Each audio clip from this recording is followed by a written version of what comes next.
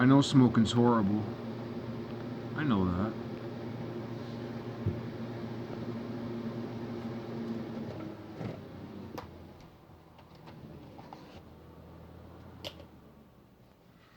I got like 10 different things I want to touch on. I don't know if I'm going to get to them.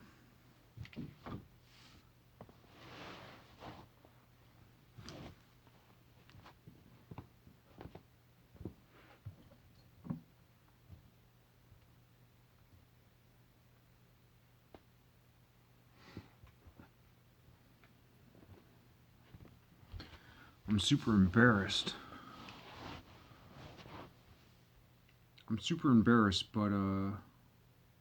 But I'm not ashamed of the topic. I'm ashamed of this. I'm ashamed of my life. I'm ashamed of what I do. But I'm not ashamed of what I want to talk about today. And it's going to be all over the place. I don't want necessarily to do it like this, but you know, everything converged upon this point of pressing record.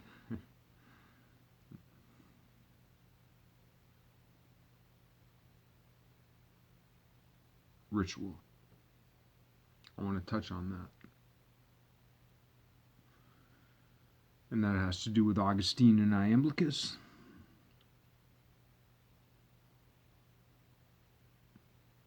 And just the long history of ritual. And it has to do with the ritual of rituals.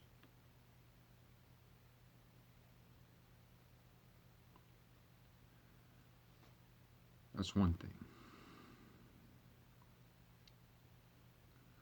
Another thing I want to touch upon is the long hidden history of women's. Alright, I got about another 49 minutes. I want to talk about the long history of women's. This is supposed to be a manic thing, so I'm going to jump around. It's going to serve someone. You might ask yourself, as a well put together person, who will this serve? I want to touch upon ritual. I want to touch upon the long hidden history of women's as it relates to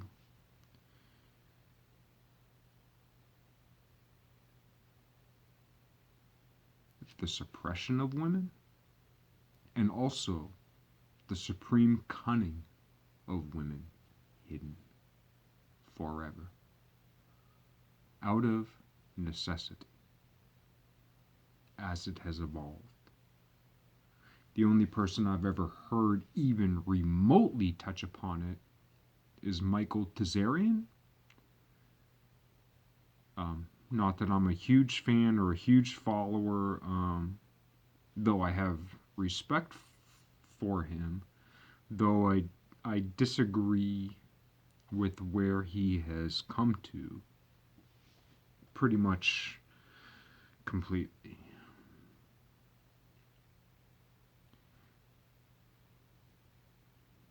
I shouldn't say that. What he speaks about does exist. But he doesn't speak about its opposite, which is actually dominant. Again, this is all over the place. But it has to be. Unfortunately, things all over the place sometimes are very true and are very obscure and take thousands of years to decipher. In this case, perhaps 100. But it must be done, as it was told. I hate to speak like that, but sometimes that's the only way to speak. I don't want to speak like this. Anyway, ritual.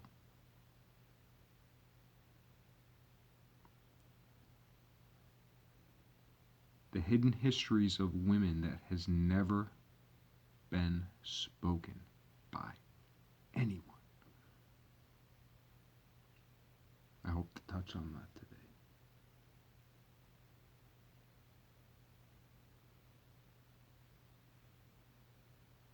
COVID, suicide.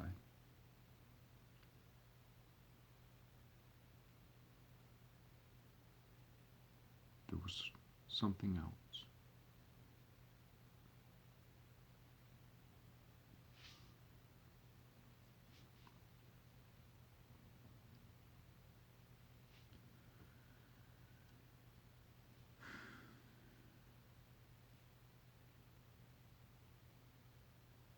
Man, my ears are ringing.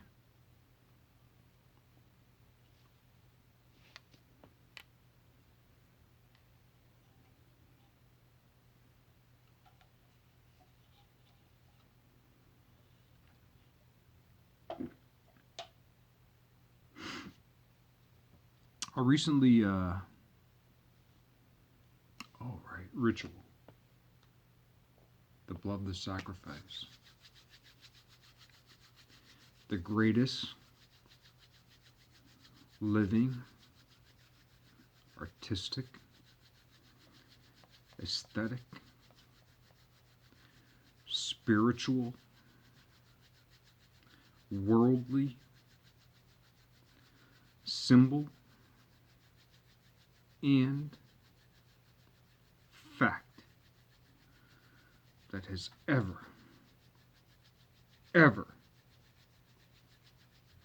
existed.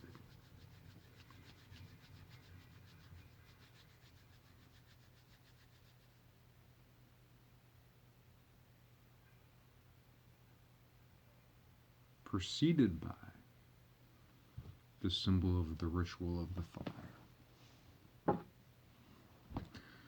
I'm not sure if I can get this one to work. We'll give it a shot.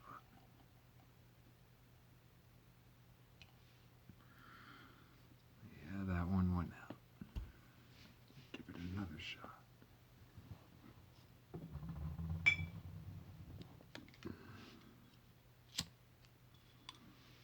The fire. And this touches upon the secrets of women.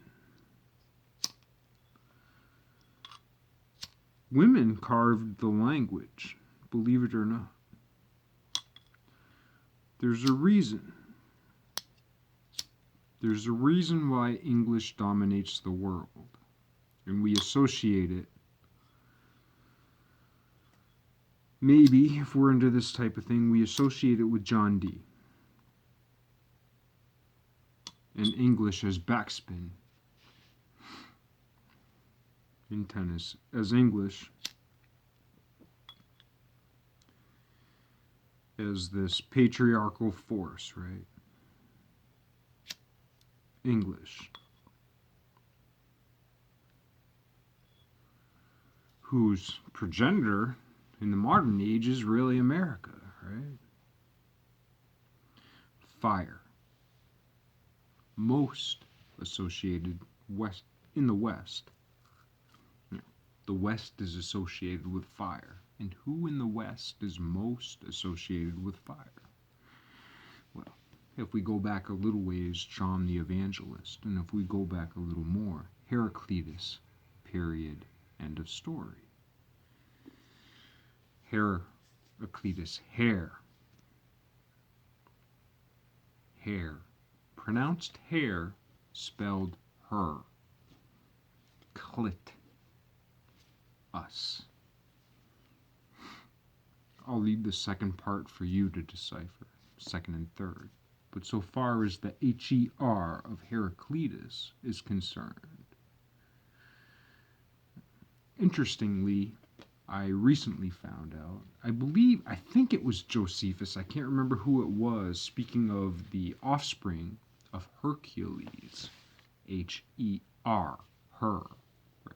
There's all these definitions lately about women folk, you know, and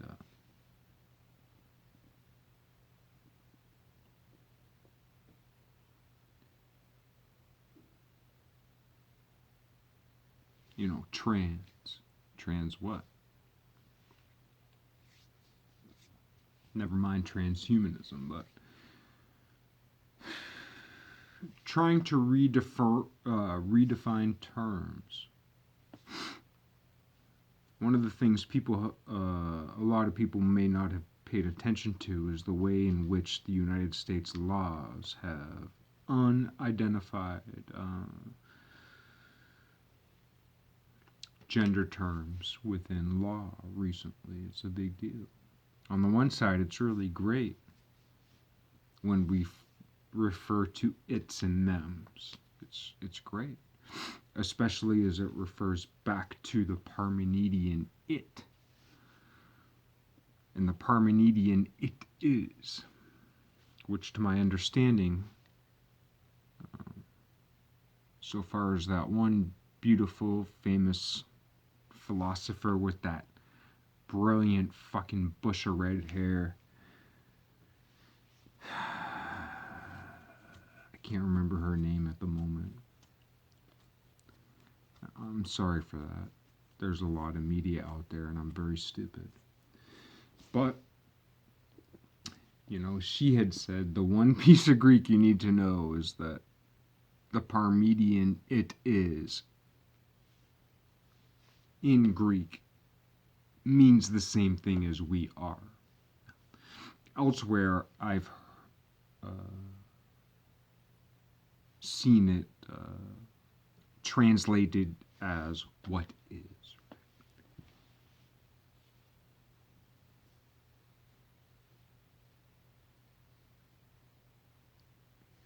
So when we're redefining this language in law, in written law, right,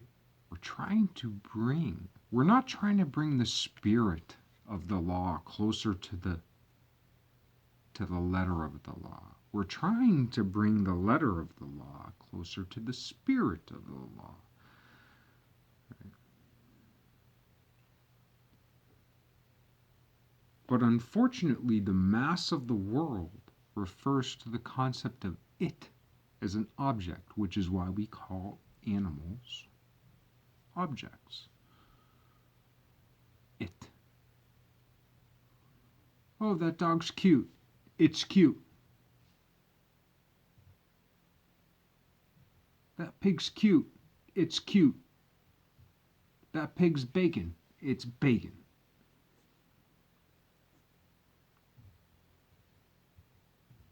But then if we exalt it up to the Parmenidean it is, then we're talking about fucking God.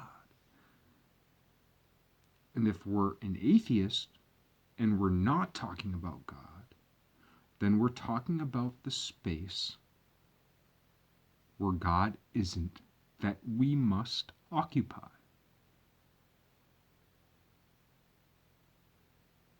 So in a sense, right? In a sense, like Catholicism versus Greek Orthodoxy.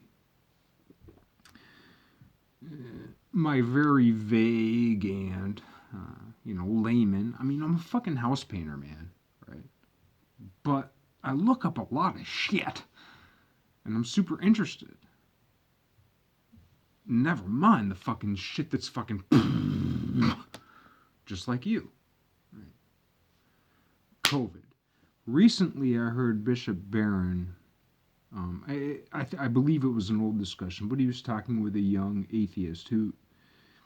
There was this debate. I can't remember the channel name. It was on The Conversation, the Conversation, something like that. And it had Bishop Barron and this young atheist who is very much respect this young man. And I've went through what he has went through. I shouldn't say that. It's very difficult to talk about walking in another man's shoes. But the power of atheism is that it rebels against false gods, which is the God.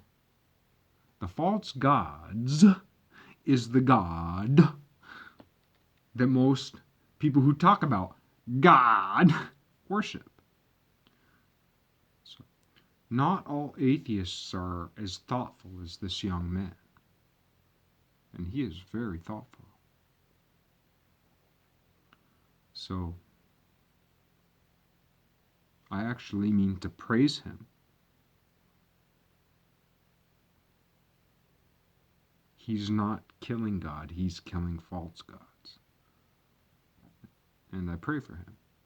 Having that said, I have no authority to pray for him, because as I pray for him, I pray for myself. Because if for an instance I believe I have a claim on God, that's ridiculous. It's stupid. I'm seeking.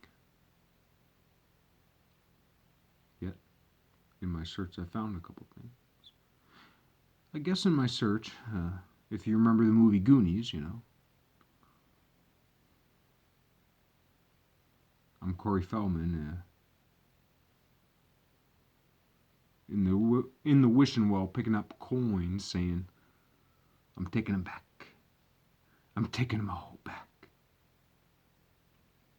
Well, little Mikey's being like, "No, we gotta go get the prize."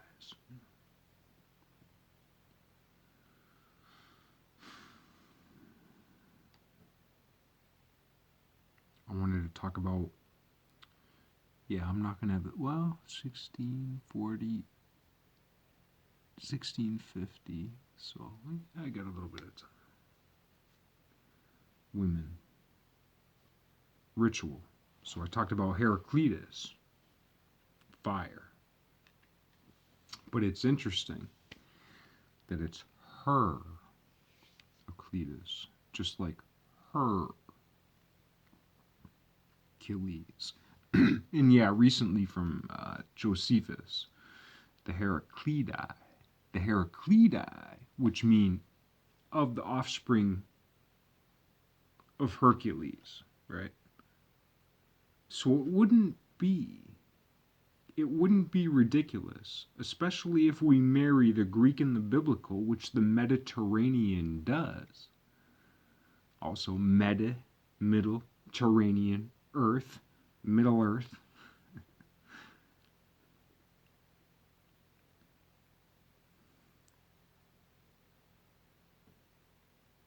Heraclidi mean, the offspring of Hercules, right? Heraclidi, Heraclitus, Hercules, her.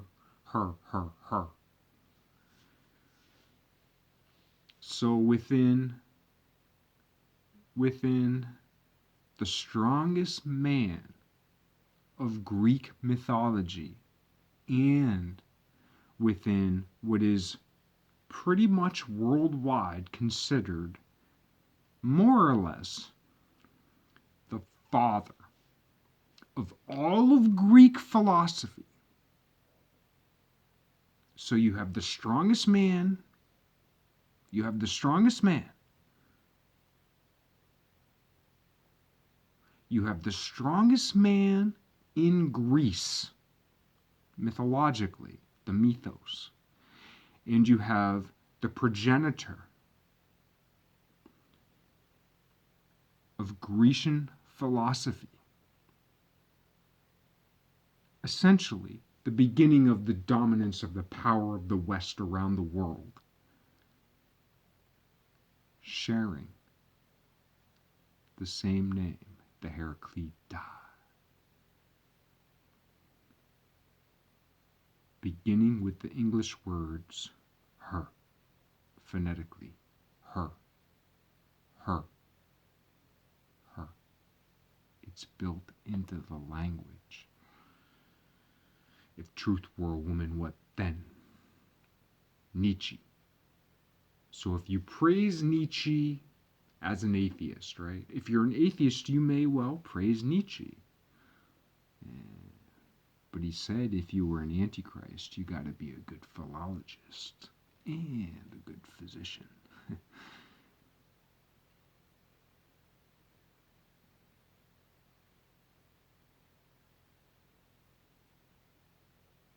And what's more physical than the difference between a man and a woman?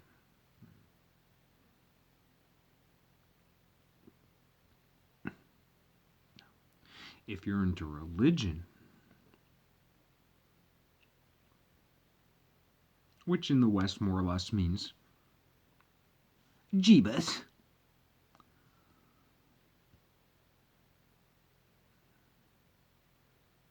Mary.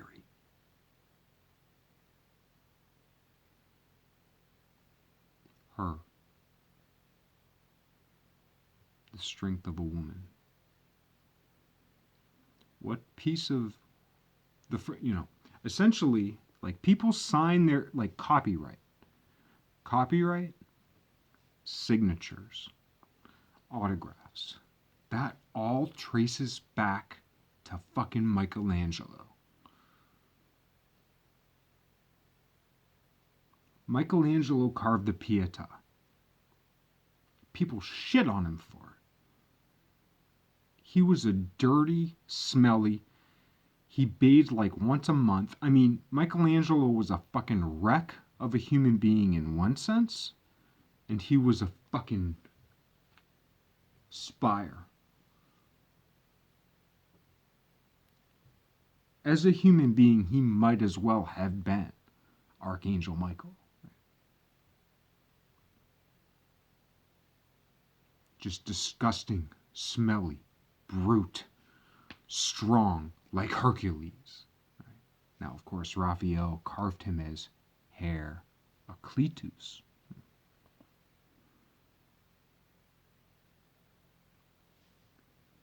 Her hair. Who's got the hair? Saint Agnes. Age of Aquarius. Hair. Which the age of Aquarius. Hair. Her. Agnes.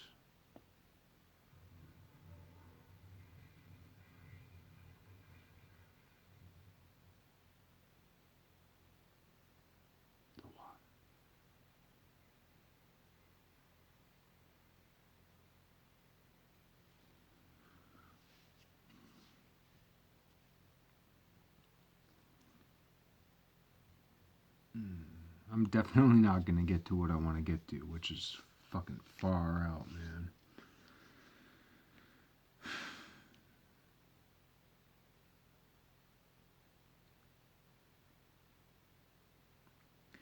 It's just like, because we're redefining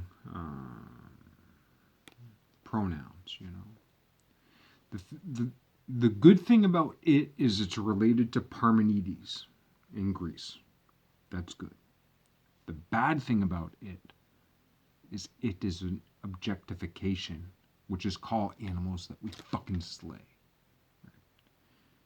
And I'm not so sure that the greater public is sophisticated enough to make that distinction. Pharmakeia, pharmacological impute to the biome. It has a place, definitely. But I'm pretty concerned with the conversation around it and the rights associated with it.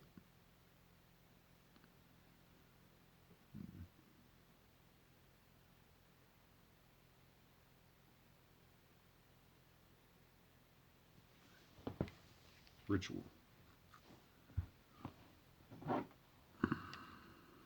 Blood the sacrifice.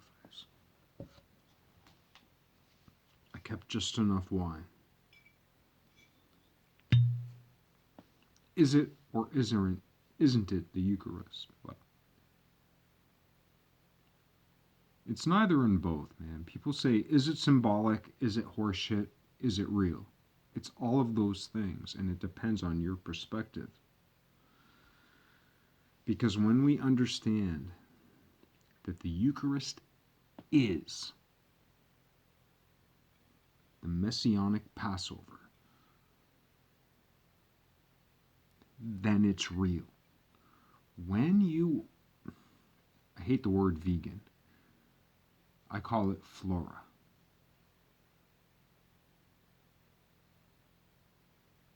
When you have become flora, the flower, when you have become, when you have known, when you have seen the shape of the secret of the rose.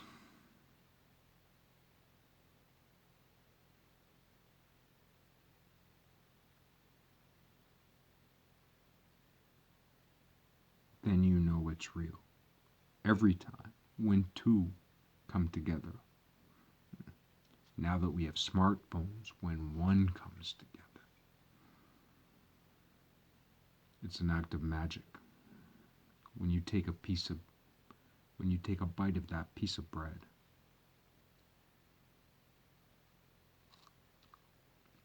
that bit of flower, flora, the rose,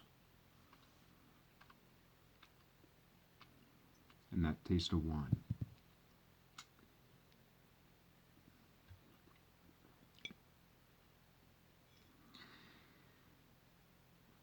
A little bit of grape, a little bit of rye, yeast and yeast, Yeshua, and the water of John.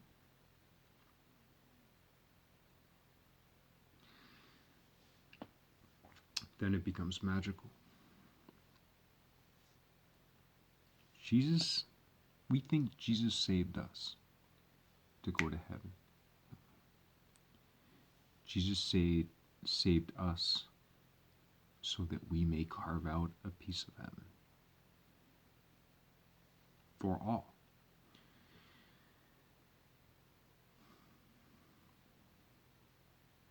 You could almost say that Jesus came to save the fucking sacrificial lambs of the Passover.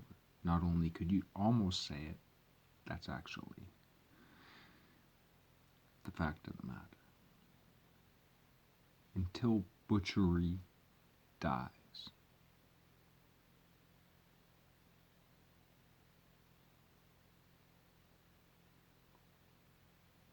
there will be no peace on earth between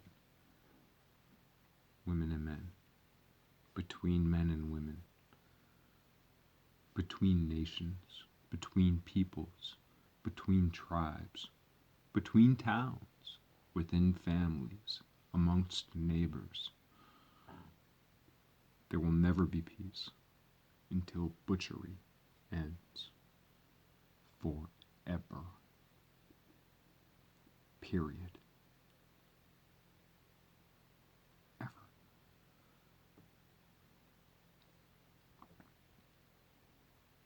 It's a new heaven and a new earth. Right? People say God is perfect. Yes. God is the perfect warrior. Right? So in action movies, Jackie Chan's the perfect warrior. Arnold Schwarzenegger is the perfect warrior, right? Thor's the perfect warrior. The Incredible Hulk is the perfect warrior. Right? They can fight, never lose. But they're fighting to win. God is currently, we think, people think heaven's greater than hell, and it's greater in form, but heaven is in hell. Jesus went to hell to kill death.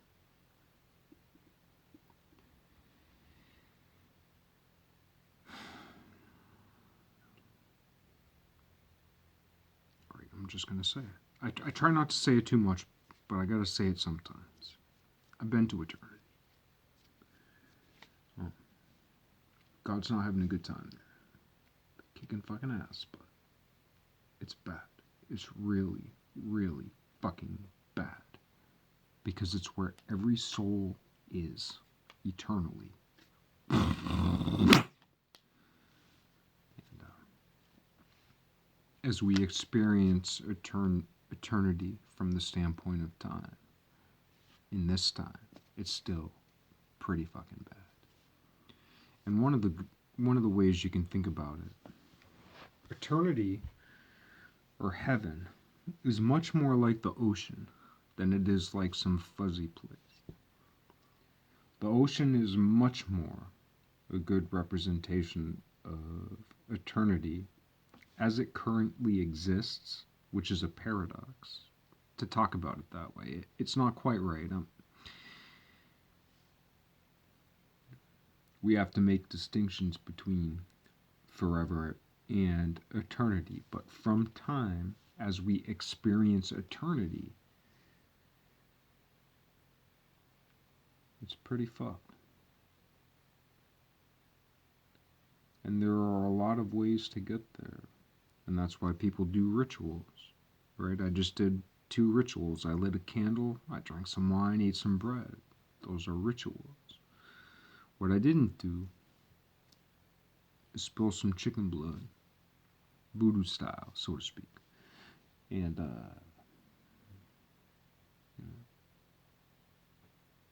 I didn't take a snake and drink its blood like they do in Asia, you know?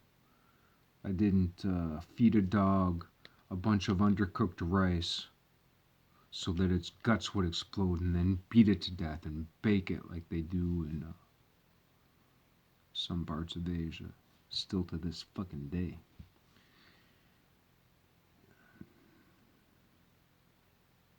We don't even want to kill those who know nothing and will never know nothing of killing. The eagle is protected by law under penalty of jail because it's our symbol. Well, we think it's our symbol. We don't realize that. The eagle meant one thing in Rome, it meant another thing symbolically in Nazi Germany, and it means a totally fucking different thing here in America because it's the hidden symbol of the Eastern American wild turkey.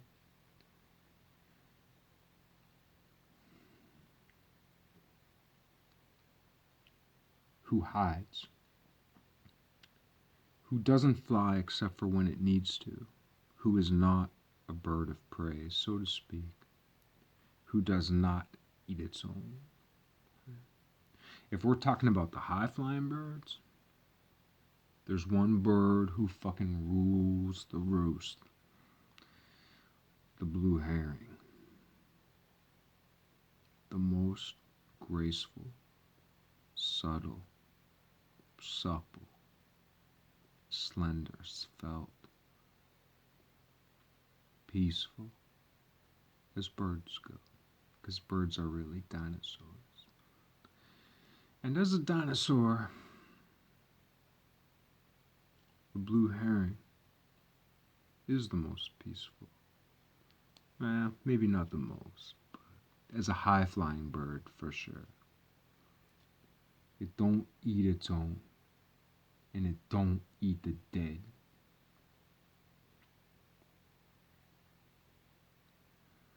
People think scavenger birds. Now, there's different type of scavenger birds.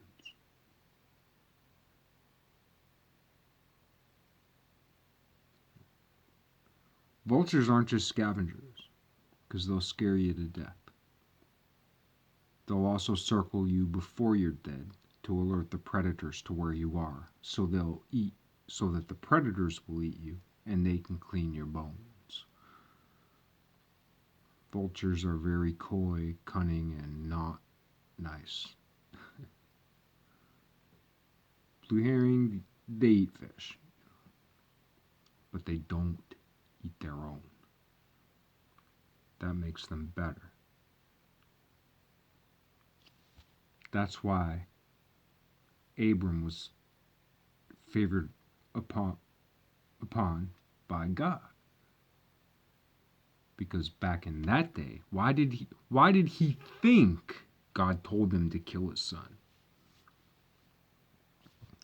Because that shit happened.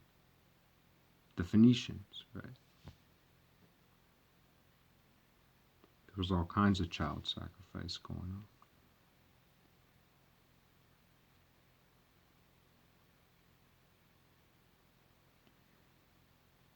Abram thought, yeah, I'm gonna do it too, because shit's bad. But then at the last minute, he didn't. And he killed a lamb, a ram. Well, that's better. It's better than killing your son. Do I got time to get into the women folk? Fuck.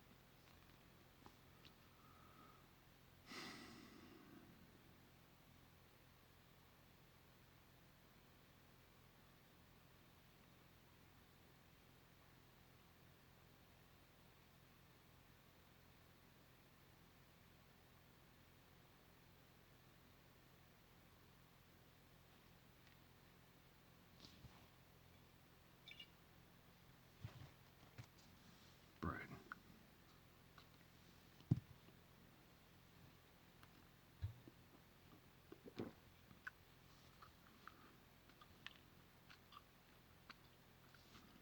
I never get where I'm going. It's very discouraging. I wear this because it's a heavy topic. Suicide. If you're not feeling good, leave now. I should have said that before, right?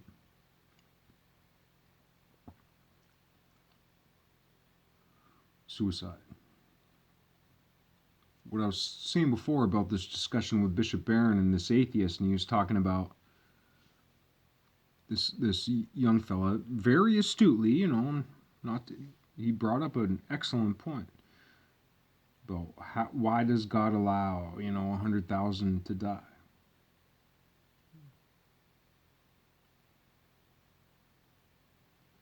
But that's less than 10% of the rate of suicide.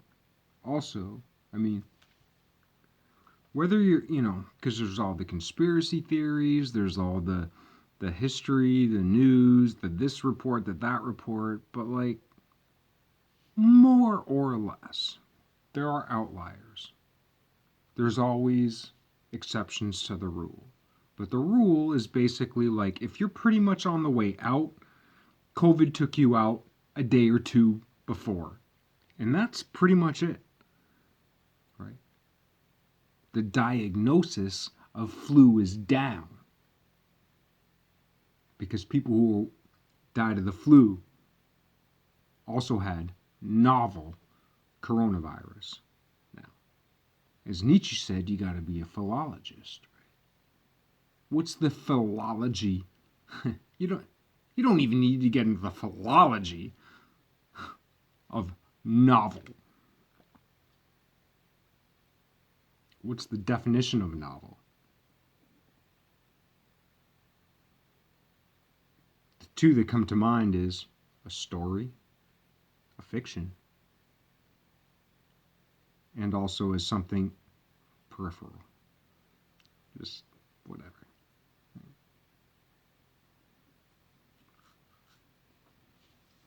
Anyway, not to say it's not a thing, but to say 100,000, yeah, that sucks. But it doesn't really compare to the 1.5 million deaths from suicide, give or take.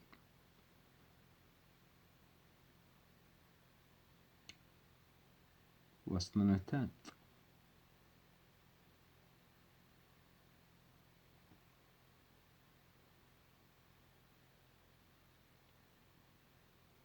Why do people commit suicide? And a lot of times we associate it with mental derangement. There's a problem. Instead of the idea that suicidal people may be the most prophetic, intuitive, godly.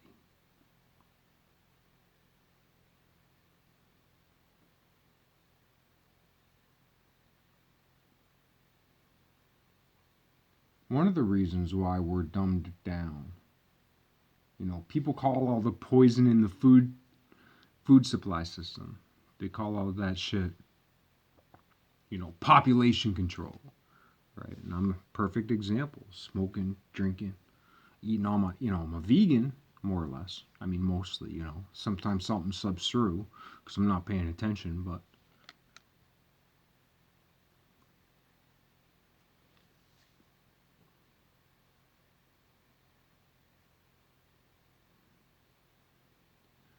All that poison in the fucking food.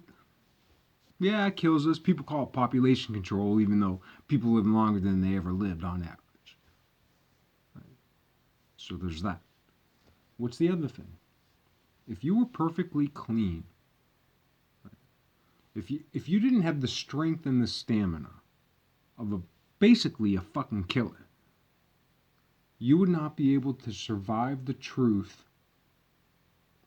of the butcherousness of this world, because once you're fully clean, you receive everything. Some of the poisons, in fact, a vast majority of the poisons spread around the world that some people who protest against it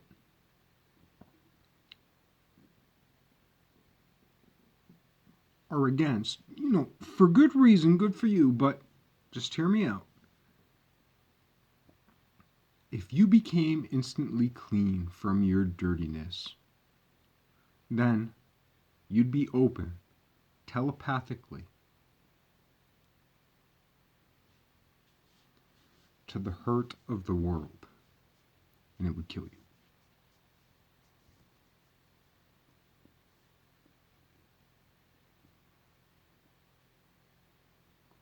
In Eastern Orthodoxy, I guess one of the differences between Eastern Orthodoxy and Roman Catholicism is the idea of becoming God, which I guess, at least to some, you'd have to split some pretty fine hairs to really figure it out all the way down and all the way up. Either in the canonical hierarchy or, in the fact of the matter. But the idea of becoming God is, I guess, uniquely either a Gnostic or an Eastern Orthodox or a Gnostic Orthodox or whatever concept versus Roman Catholicism, which is under God, in a sense. That's a very crude way of making a distinction, but in one of the, I guess, power-hungry aspects of Gnosticism that considers this world an evil place and the God of this world is evil. The temporal God of this world, yes, is quite evil, especially if we step back from humanity and look at the entirety of the world, especially of sentient beings. It's a vicious fucking world, man. We look out our window, we see a cute bird, we see a cute cat, we see a cute dog.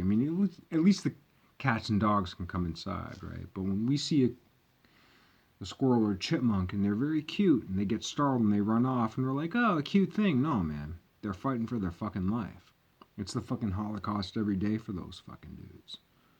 So next time you see a cute little fucking wild animal, remember,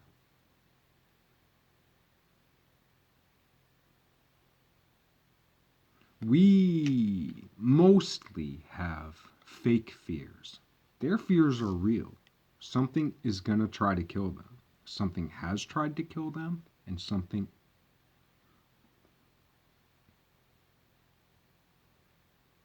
most likely is going to.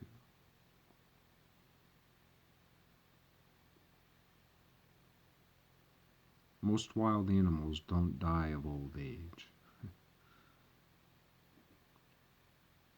They're killed. And most of them are killed young, actually, as children.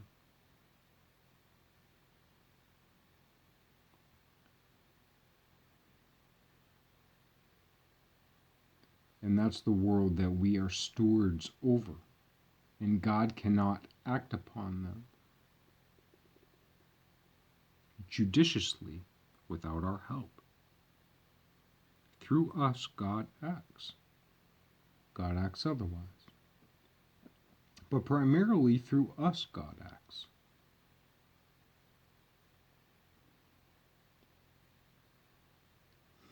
And essentially, without us, the beauty we wish to see, the living beauty, not just the surface level aesthetic beauty, but the beauty all the way down to the marrow that teeth don't touch. That's our job. Nothing and no one else can do it. And if we fail,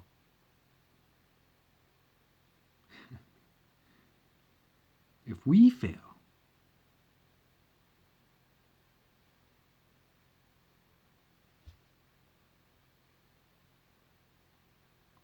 yeah, I'm a drunk. Yeah, I smoke. Trust me, you couldn't possibly hate it more than I do. But I'm terrified of being clean. Because even if I drop from 6 beers to 2, okay, 12 beers to 4, the dreams and the visions are so fucking intense I can barely fucking deal with them. People talk about how many lives alcoholism takes. And it's true. But if we flip the script, we don't necessarily recognize how many lives alcoholism saves, or how long life is preserved by alcoholism, by this poison, that deadens the impact. Because when we talk about becoming God, and this is very, very, very, very, very, very, very, very, very important for the anti-Christian Gnostics versus the Christian Gnostics, it's very important for those who say this world is an evil place or a place where God isn't.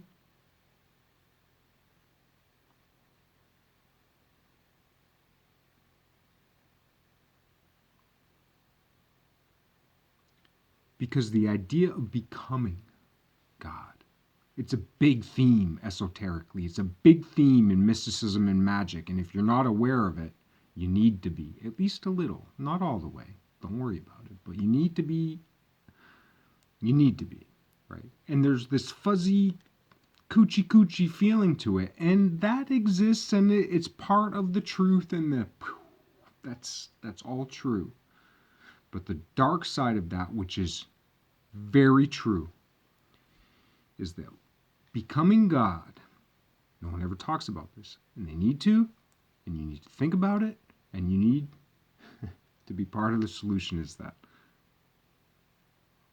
once you become clean, once you become as God, you know what happens to you? You're not all fucking powerful. You're all responsible. Becoming God means hearing every hurt, answering every prayer. The idea of becoming God, becoming awakened, awakened, enlightened, eyes wide open, right? Everything's great. The power, this, that, whatever. Don't get me wrong. I actually love all that shit. I do. I think it's great. I think it's great that we can tap into all this energy and all this power and all this love and all that. It's fucking amazing and awesome. But we can't neglect, especially for the deep thinkers, and especially for the deep thinkers who kill themselves. We're looking for a cure for suicide, and if you're suicidal, good. You're on it. Don't do it. It sounds fucked up. Just don't do it, right? Like Elizabeth Dole.